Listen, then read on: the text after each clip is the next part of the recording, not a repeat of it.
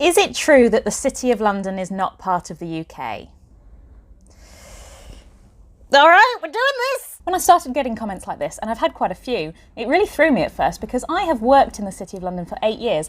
I have worked for the City of London for 8 years, and at no point was I ever made aware that I was working for a foreign country. So here's what I think's happened. So this is Greater London, right? It's, you know, where Buckingham Palace is, the London Eye, all that good stuff. That tiny red blob in the middle is what's called the City of London with a capital C, and it's basically the descendant of the original Roman part. And the local government of the city specifically is so old that we don't know how old it is. It certainly predates the English Parliament. Because it's so old and powerful, it's traditionally been given a lot of leeway and freedoms that other places don't. So one of the 3 clauses of Magna Carta that's still on the books says that the City of London shall have all of its ancient freedoms. When William the Conqueror first invaded in 1066, one of the very first things he did was tell London that they could have all their ancient freedoms in the William Charter. But this just means, like, they can pick their own mayor and stuff. It doesn't mean they're part of a separate country. That's why William made that charter, because he was telling them the new rules that they would be governed under now. The only other reason I can think of why someone might think that the city is not part of the UK is the Temple Bar ceremony. So traditionally, when the monarch wants to come through the city, which is not often these days,